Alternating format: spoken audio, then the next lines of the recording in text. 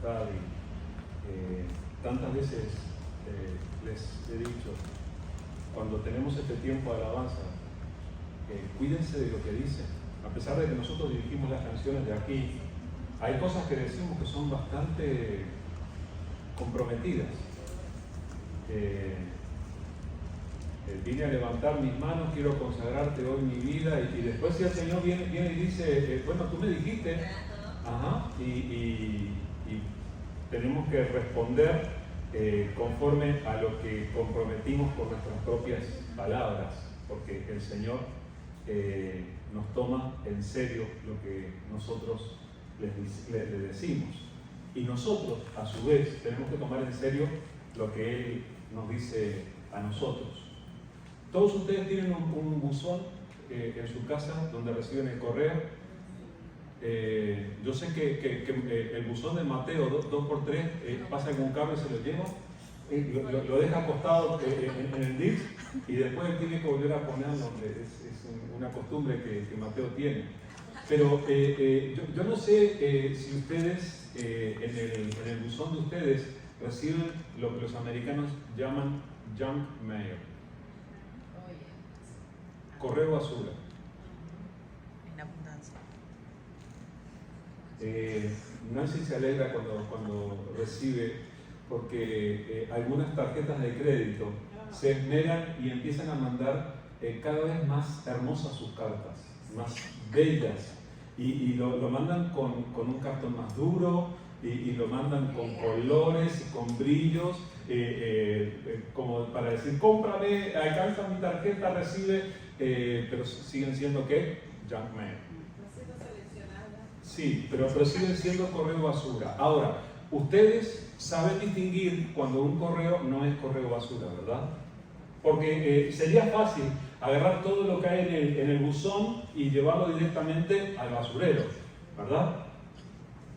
Pero no es prudente hacerlo. Hay veces que hay que mirar. En ocasiones puede llegar un sobre que diga Payment Enclosed. ¿Saben lo que es eso? Que trae un cheque. Y si usted lo tira a la basura, se queda sin el cheque. Si usted recibe, por ejemplo, un correo del IRS, entre todo el correo basura, recibe un correo de la oficina de los impuestos, usted no va a querer tirarlo tan fácilmente. Espero, ¿verdad? Yo les recomiendo, esta es la sección de recomendaciones prácticas. ¿Okay? No tiren rápidamente el sobre del IRS, porque puede traer algo interesante para decirle, o algo importante para usted para decirles. Bueno, yo les quiero decir, hermanos, nosotros estamos teniendo el privilegio de recibir las cartas del Señor.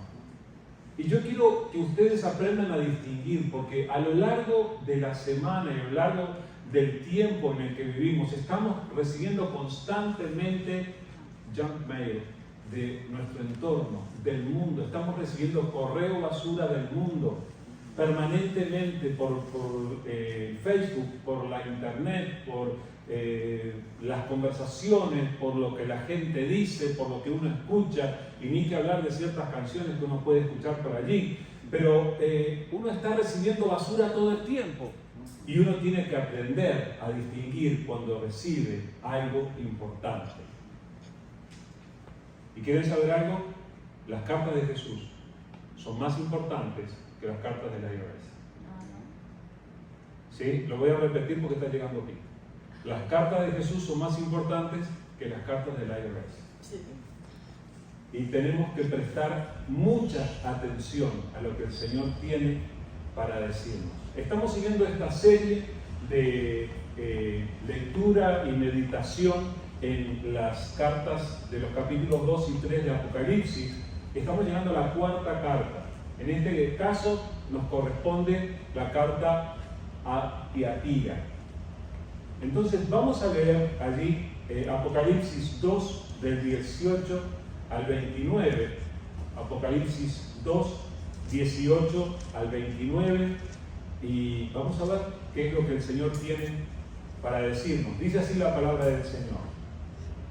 Y escribe al ángel de la iglesia en Tiatira, el Hijo de Dios, el que tiene ojos como llama de fuego y pies semejante al bronce bruñido, dice esto: yo conozco tus obras, y amor, y fe, y servicio, y tu paciencia, y que tus obras postreras son más que las primeras. Pero tengo unas pocas cosas contra ti, que toleras que esa mujer Jezabel, que se dice profetiza, enseñe y seduzca a mis siervos a fornicar y a comer cosas sacrificadas a los ídolos. Y le he dado tiempo para que se arrepienta, pero no quiere arrepentirse de su fornicación. He aquí, yo la arrojo en cama y en gran tribulación a los que con ella adulteran, si no se arrepienten de las obras de ella.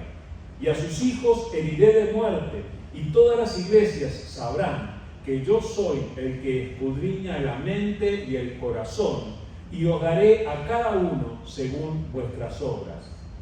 Pero a vosotros y a los demás que están en Tiatira, a cuantos no tienen esa doctrina y no han conocido lo que ellos llaman las profundidades de Satanás, yo os digo, no os impondré otra carga, pero lo que tenéis, retenedlo hasta que yo venga. Al que venciere y guardare mis obras hasta el fin, yo le daré autoridad sobre las naciones, y las regirá con vara de hierro, y serán quebradas como vaso de alfarero, como yo también la he recibido de mi Padre, y le daré la estrella de la mañana. El que tiene oído, oiga lo que el Espíritu dice a las iglesias. Por favor, Señor, danos oído para oír lo que tienes para decirnos. Como decíamos, esta es una carta importante, no es correo basura. Y para empezar, tenemos que saber que el Señor, fíjense que el Señor se tomó el trabajo de escribir particularmente a cada una de las iglesias. Y esto es lo que nos hace reflexionar en cuanto a cómo el Señor presta atención a lo que pasa en cada uno de estos grupos de creyentes, estos grupos de cristianos que tienen en común escuchar la voz del Espíritu Santo hablando a sus corazones. El Señor en particular conoce a cada uno y conoce los detalles, y por eso no le dirigió una carta a todas las iglesias, sino que Él sabía en particular lo que pasaba en cada una de ellas. Pero, por inspiración del Espíritu Santo, esto está escrito en nuestra Biblia, y nosotros recibimos de lo que el Señor le dijo a cada una de las iglesias aquello que el Señor nos quiere hablar a nosotros. Pero fíjense cómo empieza la carta y cómo la dirige. Siempre pone a quién va dirigida la carta y se identifica a él de diferentes maneras como quien remite la carta, quien envía la carta. Dice el versículo 18: y escribe al ángel de la iglesia en Tiatira. Habíamos dicho que cuando habla del ángel está hablando del pastor o del liderazgo de la iglesia, y esto es algo que llega a la iglesia también. Ustedes recuerden que las cartas terminan todas diciendo el que tenga oídos para oír, oiga lo que el Espíritu dice a las iglesias, ¿verdad? Ahora, fíjense quién está dirigiendo la carta. ¿Quién dirige la carta? El Hijo de Dios. Bueno, nosotros sabemos que Jesús es el Hijo de Dios. Ustedes pónganse a pensar, imagínate que recibes un mensaje de texto, número desconocido, pero firmado por el Hijo de Dios.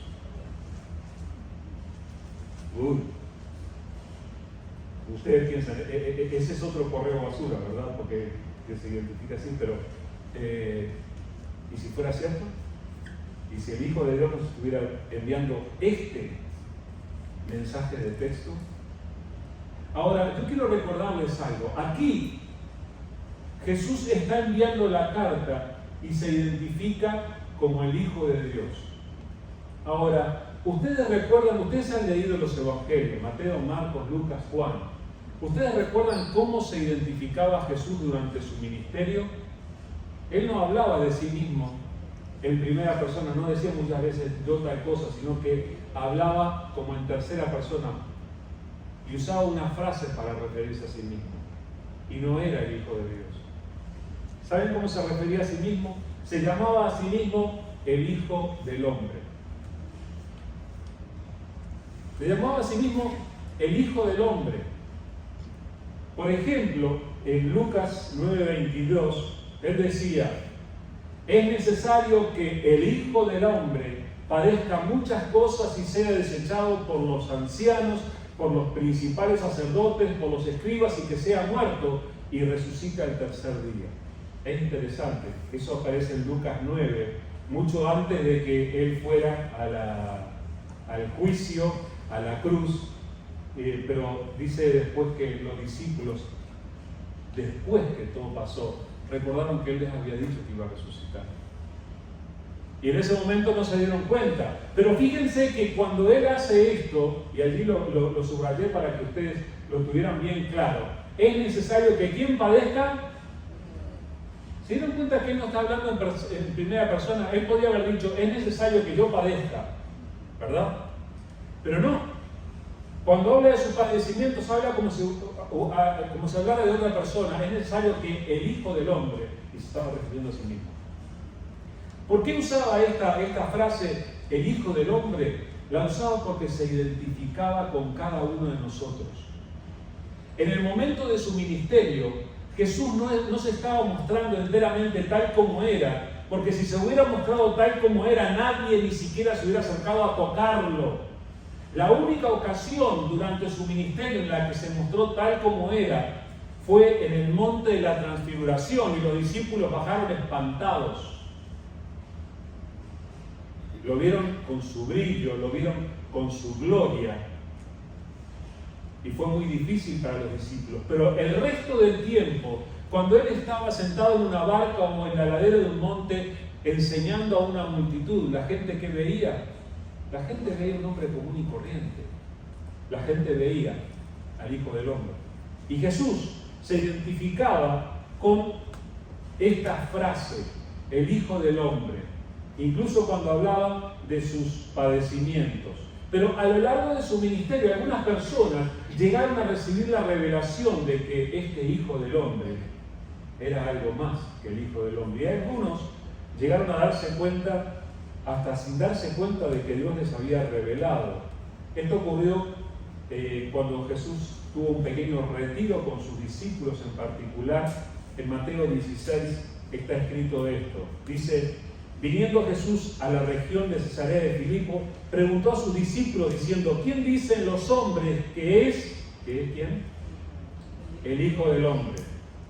¿Quién dicen los hombres que es el Hijo del Hombre? Ellos dijeron, unos Juan el Bautista, otros Elías, otros Jeremías o alguno de los profetas. Él les dijo, ¿y vosotros? Miren cómo cambia la frase. ¿Y vosotros quién decís que soy? Yo. O sea que el Hijo del Hombre es el yo, en este caso. ¿Y vosotros quién decís que soy yo? Respondiendo, ¿quién respondió? El hablador del equipo, el que hablaba siempre primero. Respondiendo, Simón Pedro dijo, tú eres el Cristo, y luego dijo la frase, el Hijo del Dios viviente. Entonces le respondió Jesús y dijo, bienaventurado eres, Simón, hijo de Jonás, porque no te lo reveló carne ni sangre, sino mi Padre que está en los cielos. A lo largo del trato con Jesús, Simón Pedro había llegado a entender que lo que tenía delante era mucho más que un hombre común y corriente. Y entonces, yo creo que los demás se habían dado cuenta también, pero ninguno se animaba a decirlo. Le dijo, tú eres más que el Hijo del Hombre, tú eres el Hijo del Dios viviente, tú eres Hijo de Dios. Y entonces Jesús llegó a ser conocido como el Hijo de Dios. Ahora, cuando Él está aquí, encontrándose con Juan, dictándole el Apocalipsis, Jesús ya no está encubriendo su gloria. Ustedes se dieron cuenta que Juan lo ve tal como él es, con su brillo, con su esplendor, y por eso lo describe de esta manera. Y Jesús se afirma a sí mismo: el que escribe es el Hijo de Dios. Y no sé si ustedes se imaginan lo que uno siente al experimentar esa presencia del Hijo de Dios. Dice, él se describe en la descripción, dice: el que tiene ojos como llama de fuego y pies semejantes al bronce bruñido. El bronce bruñido, el bronce pulido, que refleja, ustedes se imaginan, todo él brillaba. Y Juan estaba utilizando, cuando él lo describió a Jesús, él utilizaba comparaciones: es semejante a esto, es como esto, porque no había palabras capaces de describir lo que Juan veía. Ustedes se imaginan si ustedes pudieran tener esos momentos en los que nosotros cerramos los ojos para orar y sabemos que estamos hablando con Jesús. Si por un momento nosotros pudiéramos verlo, ¿qué nos pasaría? Les recuerdo lo que le pasó a Juan. En Apocalipsis 1:12 dice: y me volví para ver la voz del que hablaba conmigo, y vuelto vi 7 candeleros de oro, y en medio de los candeleros a uno semejante al Hijo del Hombre, vestido de una ropa que llegaba hasta los pies y ceñido en su pecho con un cinto de oro. Su cabeza y sus cabellos eran blancos como blanca lana, como nieve, sus ojos como llama de fuego. Esta es la descripción de lo que él vio. Ahora, cuando él lo vio, ¿qué le pasó a Juan? Dice el versículo 17: cuando le vi, caí como muerto a sus pies. Y él puso su diestra sobre mí, diciéndome: no temas. Juan, cuando le vio, cayó como muerto. Nosotros, si viéramos a Jesús, escuchen, yo estoy convencido, firmemente convencido que Jesús está aquí. Él prometió estar donde estaban sus hijos reunidos. Jesús está aquí. No sé cuántos sobrevivirían si el Señor se manifestara en toda su gloria entre nosotros. Él es el que tiene los ojos como llama de fuego, los ojos que todo lo ven. Él es el que tiene los pies como el bronce bruñido. ¿Ustedes se acuerdan que hasta en la armadura espiritual los pies tienen un significado, ¿no? Y uno viste el apresto del Evangelio de la Paz? Bueno, este Señor es el que se dirige a nosotros. Y para mí esto es el síntoma de que Él tiene toda la autoridad. Ahora, el Señor dice en su carta, versículo 19, que dice: yo conozco tus obras, y amor, y fe, y servicio, y tu paciencia, y que tus obras postreras son más que las primeras. ¿Saben que cuando empecé a leer lo de esta carta, empecé a pedir mi membresía, cambio de membresía, me voy de la iglesia, me voy para la iglesia de Tiatira? Me encantó la iglesia de él. O dicho de otra manera, hermanos, yo quisiera que nuestra iglesia tuviera estas características. Porque miren lo que dice: yo conozco tus obras. ¿Lo dice quién? El Señor. Ellos no estaban simplemente fingiendo que tenían algo. Es el Señor el que lo dice. Y le dice: yo conozco tus obras, tu amor, tu fe, tu servicio, tu perseverancia, y que tus últimas obras son más abundantes que la primera. Se los leí en la nueva versión internacional. Pero fíjense, cuando él dice yo conozco tus obras, primero habla del amor. ¿Tiene que haber amor en la iglesia? Oigan, hermanos, vayamos tomando ejemplo de esta iglesia de Tiatira que tenía amor en su iglesia. ¿Qué pasa cuando no hay amor? Es horrible.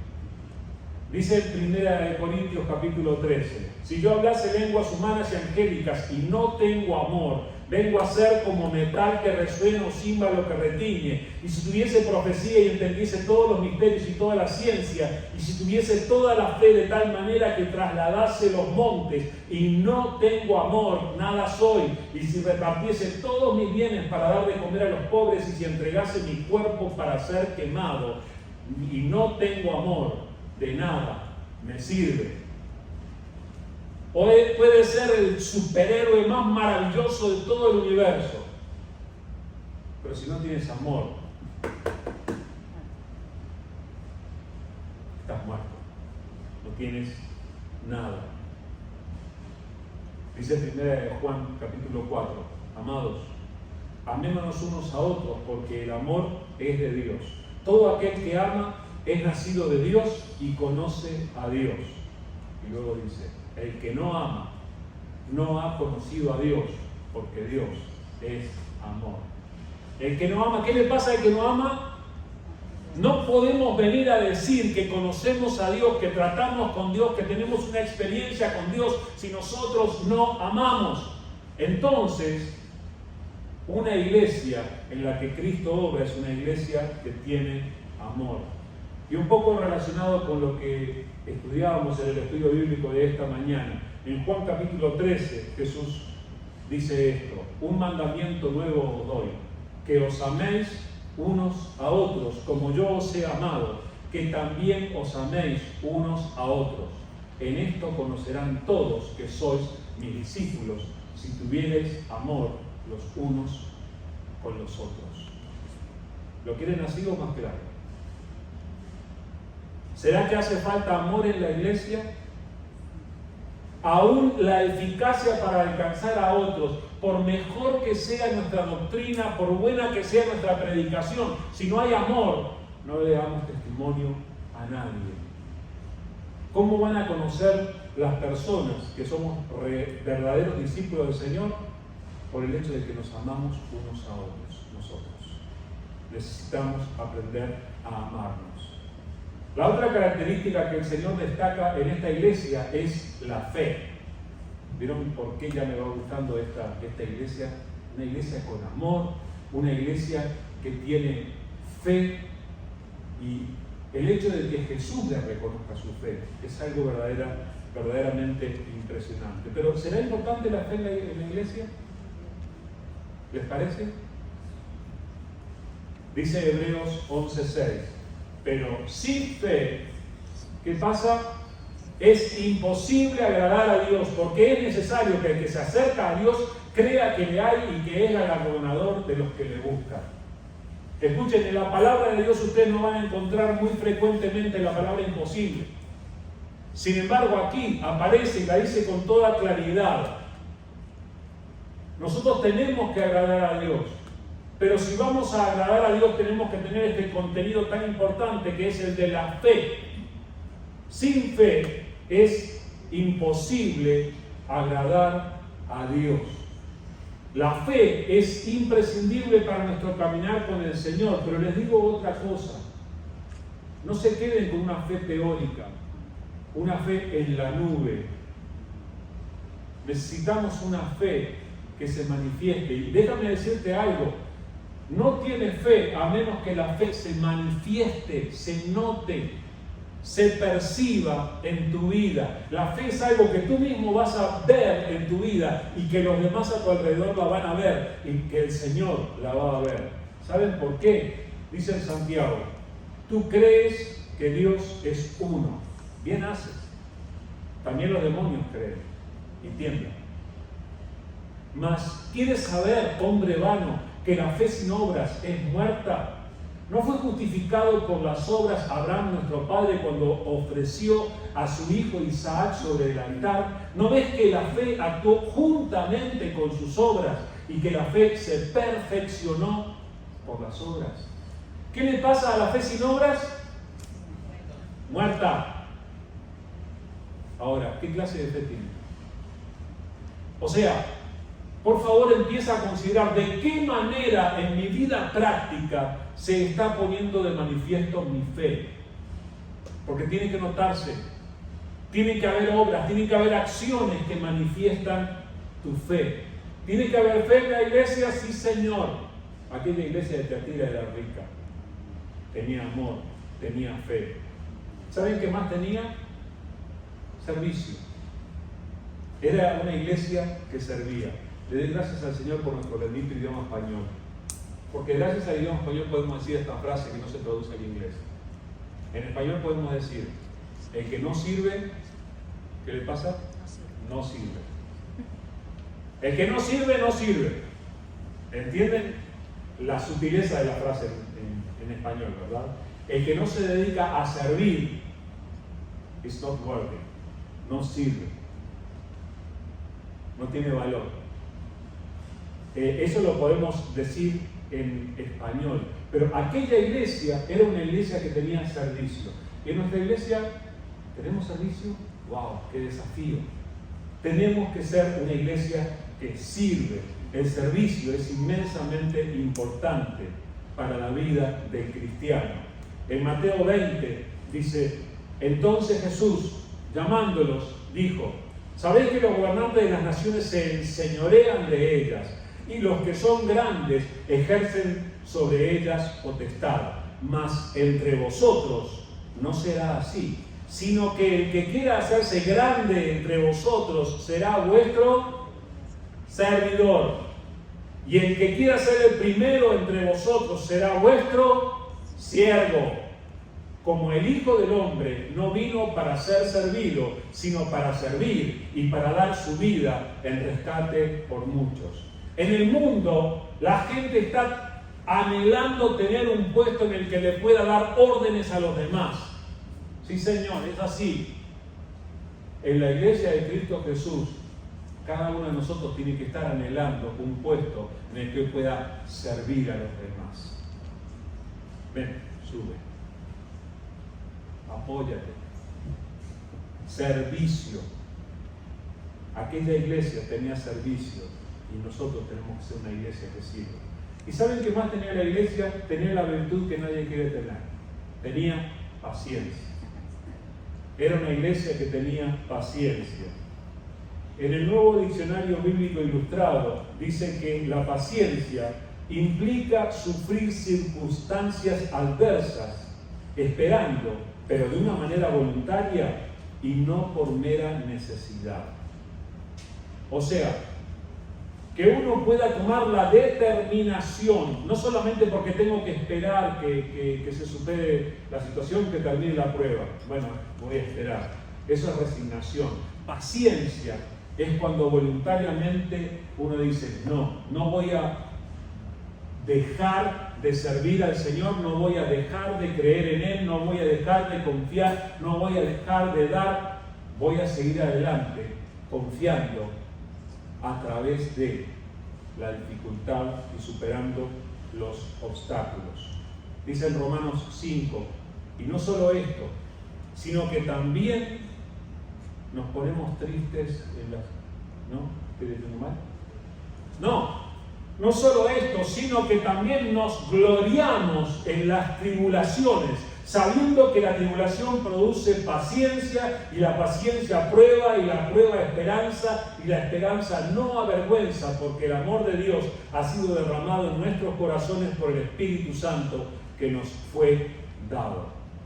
Oigan, ¿podemos gloriarnos en nuestras tribulaciones? Sí podemos, por obra y gracia del Señor.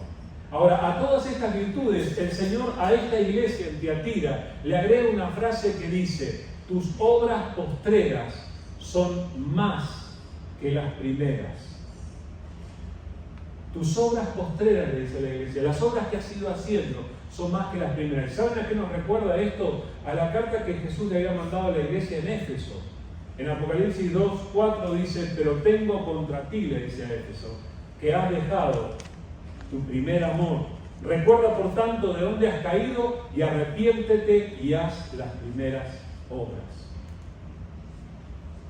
Y a la iglesia de Tiatira le dice: tus obras postreras son más que las primeras. O sea, era como que hay un contraste entre una y otra.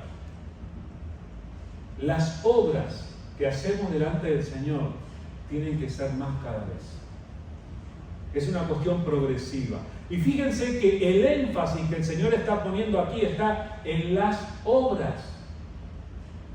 ¿Vieron que no dice las palabras tuyas están siendo cada vez más correctas de acuerdo a la sana doctrina?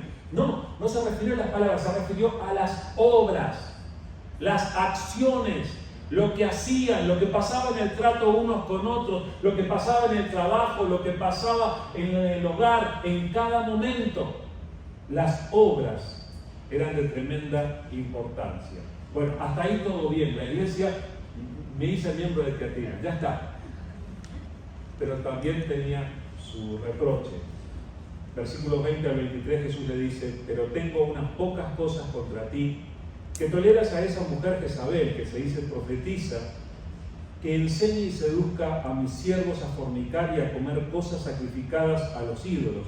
Y le he dado tiempo para que se arrepienta, pero no quiere arrepentirse de su fornicación. He aquí yo la arrojo en cama y en gran tribulación a los que con ella adulteran, si no se arrepienten de las obras de ella. Y a sus hijos heriré de muerte, y todas las iglesias sabrán que yo soy el que escudriña la mente y el corazón, y os daré a cada uno según sus obras.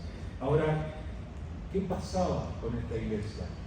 Tengo unas pocas cosas contra ti, le dice. A veces es bueno recordar la oración del Salmo 139 que nos leyó Nancy hace un ratito.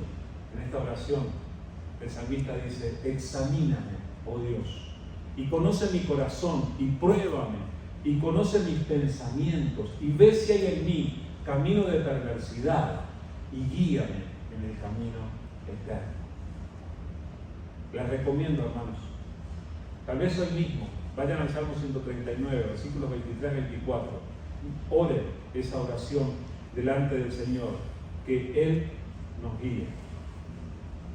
Tengo unas pocas cosas contra ti, le dice Jesús. ¿Y cuál era el problema? Que toleras a esa mujer Jezabel. El problema era que ellos toleraban. Miren, una iglesia preciosa, una iglesia con amor, con fe, con servicio, con paciencia, preciosa iglesia. ¿Y qué pasó? Hasta sus obras postreras eran mayores que las primeras. Hermosa iglesia, pero toleraban a esa mujer Jezabel. ¿Le suena el nombre de Jezabel? Por favor, no le pongan a una hija Jezabel, háganme un favor. Jezabel, históricamente, fue la esposa de Acab, rey de Israel. Jezabel fue una mala señora con todas las letras. Empujó al pueblo de Israel a la idolatría y a la fornicación. Provocó un decaimiento espiritual y moral dentro del pueblo de Israel que fue tremendo. Y fue la perseguidora, ¿saben de quién? Del profeta Elías. Provocó la persecución del profeta Elías hasta que el pobre Elías tuvo que salir huyendo y le decía a Dios: mejor me es la muerte que la vida. Jezabel terminó mal. Terminó muerta por allí y los perros terminaron con sus restos mortales. Ahora, ¿cuál es la referencia? Ahora estamos hablando de una iglesia allí en el tiempo de Juan. ¿Cómo era que tenía una mujer Jezabel? La llama así por comparación. Yo creo que la señora no se llamaría Jezabel. ¿Pero qué le pasaba a esta Jezabel? Se hacía llamar profetisa. Uno puede a veces no recibir un cargo, no recibir un título, sino que uno puede, desde ahora en adelante, llámenme el apóstol Alfredo. Por favor, no hagan eso. No hagan eso, por favor. ¿Ok? Llámenme Alfredo a secas nomás, está bien. Pero esta señora se hacía llamar, se decía a sí misma, se dice profetiza. ¿Y qué le pasaba? Enseñaba y seducía a los siervos del Señor a fornicar y a comer cosas sacrificadas a los ídolos.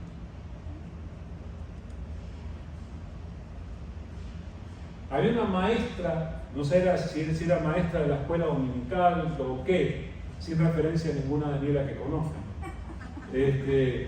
Pero esta traía una enseñanza que alejaba a las personas de los propósitos de Dios. Y el Señor reprende que la iglesia tolere semejante cosa. Escuchen, una enseñanza que tenemos que aprender es que nosotros no debemos tolerar lo que Dios no tolera. No debemos permitir que cualquiera a quien se le antoje venir y decir yo soy maestro, venga y se pare y enseñe. Y eso es responsabilidad de la iglesia, hermanos. Nosotros todos tenemos que asumir esa responsabilidad. Hay cosas que la iglesia no debe tolerar. Y tenemos que tener cuidado con los títulos. Hoy en día es bastante popular eso de llamar a la gente profetas y apóstoles. Y tenemos que tener cuidado, hermanos. ¿Saben que a uno se le sube el ego? Se le puede subir el ego cuando uno se para aquí delante de la gente a hablar. Con eso ya alcanzaría, todavía, si no se pone un título así. Cuidado, necesitamos andar en humildad para poder servir al Señor. Necesitamos aprender a cuidarnos. Escuchen, esta señora seducía y les enseñaba lo que ellos llamaban las profundidades de Satanás.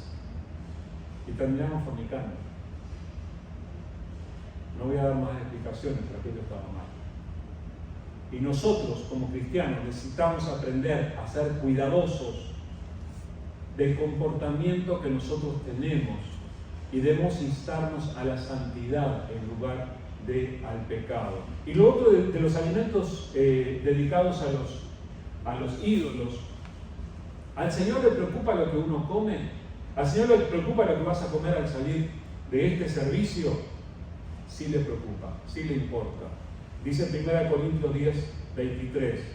Todo me es lícito, pero no todo conviene. Todo me es lícito, pero no todo edifica. Ninguno busque su propio bien, sino el del otro.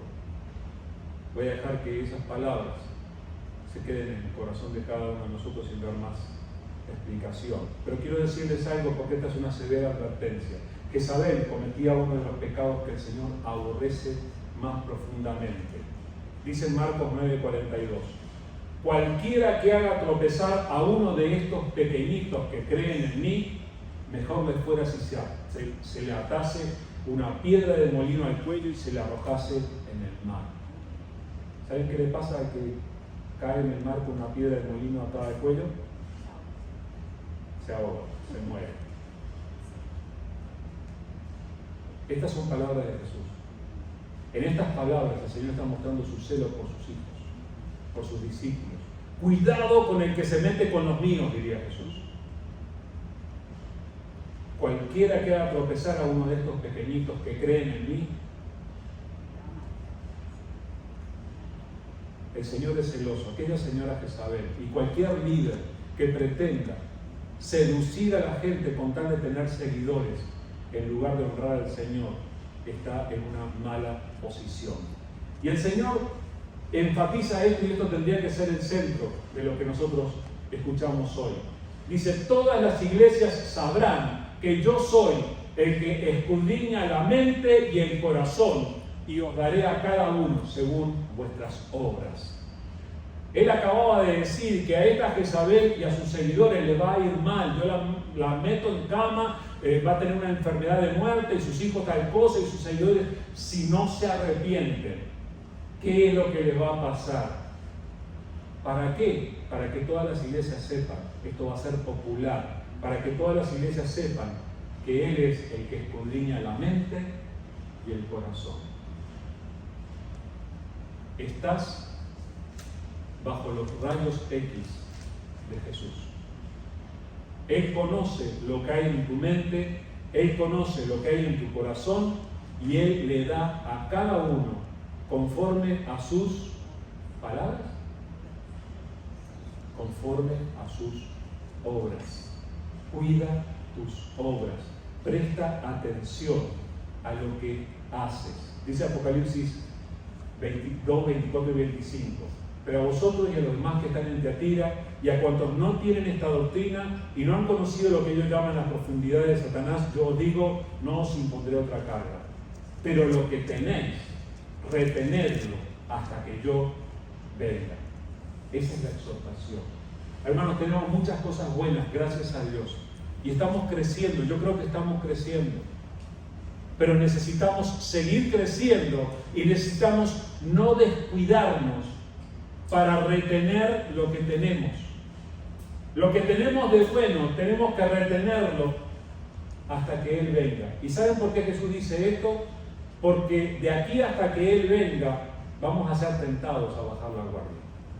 De aquí hasta que Él venga, vamos a ser tentados a dejar cosas por el camino. Y luego termina la carta, como siempre, con las promesas del Señor. Apocalipsis 2, 26 al 29 dice: al que venciere y guardare mis obras hasta el fin, yo le daré autoridad sobre las naciones, y las regirá con vara de hierro y serán quebrantadas como vaso de alfarero, como yo también la he recibido de mi Padre, y le daré la estrella de la mañana. El que tiene oído, oiga lo que el Espíritu dice a las iglesias. Miren las promesas para el que venciere. ¿Se te ocurrió pensar que el Señor tiene para sus hijos el gobierno sobre las naciones? Es impresionante esto. Yo creo que hay muchas cosas que nosotros no tenemos muy claras de cómo van a ser las cosas cuando estemos en su presencia. Hay muchas ideas equivocadas. Esa figura de que nosotros vamos a ser un bebé angelito con unas alitas así, que vamos a estar con un arpa flotando sobre las nubes, es mentira. No se dejen llevar por eso. Vamos a ser gobernantes. Eso es lo que dice aquí: al que venciere. Eso es lo que se le va a dar. No solamente el que venciere, sino el que guarde sus obras hasta el fin. Fíjense el énfasis en las obras. Que guarde de hacer la voluntad del Señor en su vida. Ahora, esta frase acerca de la autoridad, darle autoridad sobre las naciones, esto es algo que aparece en el Salmo capítulo 2. Miren lo que dice el Salmo 2. Yo publicaré el decreto. Jehová me ha dicho: mi hijo eres tú, yo te engendré hoy. Pídeme y te daré por herencia las naciones y como posesión tuya los confines de la tierra. Los quebrantarás con vara de hierro, como vasija de alfarero los desmenuzarás. Esa frase es la misma que aparece en esta promesa del Señor a la iglesia de Tiatira. Pero esta profecía, el que dice aquí: yo publicaré el decreto, Jehová me ha dicho, mi hijo eres tú, es el Hijo de Dios, es Jesús. Esta es una profecía acerca de Él, y Él comparte con nosotros su autoridad y nos quiere tener junto a Él para regir a las naciones. Esta es una promesa. Y además Jesús dice: y le daré la estrella de la mañana. Una estrella bien brillante en el medio del cielo, la estrella de la mañana. ¿Pero qué será? ¿Te va a gustar tener una estrella? Porque yo he escuchado a algunos señores que cuando se ponen románticos le quieren bajar la luna a la señora. Tú lo has hecho, yo sé. Que le prometen la luna y tantas cosas. Pero Jesús nos promete verdaderamente la estrella de la mañana. ¿Saben qué o quién es la estrella de la mañana? Dice Apocalipsis 22, 16. Yo, Jesús, he enviado mi ángel para daros testimonio de estas cosas a las iglesias. Yo soy la raíz y el linaje de David. Y luego dice: la estrella resplandeciente de la mañana. Jesús se está ofreciendo a entregarse a sí mismo, a sus hijos. Le daré la estrella de la mañana. Y ahí, al terminar Apocalipsis, dice: yo soy la estrella resplandeciente de la mañana. Hermanos, el que tenga oído para oír, que oiga lo que el Espíritu dice a las iglesias. No toleremos lo que Jesús no tolera. Seamos celosos para cuidar quién dirige la palabra y cómo en la iglesia y seamos celosos para honrar a Jesús y tener cuidado de apartarnos de cualquier persona que se quiera autoproclamar maestro y alejar a las personas de la voluntad de Dios. No toleremos lo que Dios no tolera. Vamos a orar. Te damos muchas gracias, querido Señor. Gracias por tenernos por dignos de escuchar de ti estas palabras. Gracias por tocar nuestro corazón con esta enseñanza, Señor. Y gracias, Señor, por desafiarnos a ser como aquella iglesia. Nosotros también, Señor, queremos ser una iglesia que tenga amor, Señor. Queremos ser una iglesia de la que tú puedas hablar, Señor, diciendo que en ella hay fe. Señor, concédenos ser una iglesia en la que podamos caracterizarnos por el servicio, Señor, que podamos servir. Y si nos corresponde tener paciencia para enfrentar la prueba, Señor, que tú puedas hablar de esta iglesia diciendo que esta iglesia también tiene paciencia. Ayúdanos, Señor, para que nuestras obras sean progresivas y nuestras obras sean cada vez más para ti, Señor, y que podamos servirte como tú mereces ser servido. Y ayúdanos, Señor, a ser celosos para no tolerar lo que tú no toleras.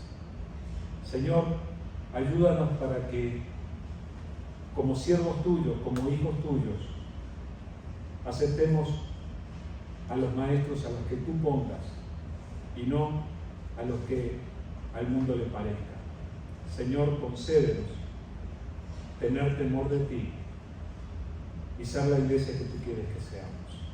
Señor, ayúdanos a cada uno de nosotros, Señor. Queremos tener el amor, la fe, la paciencia, el servicio.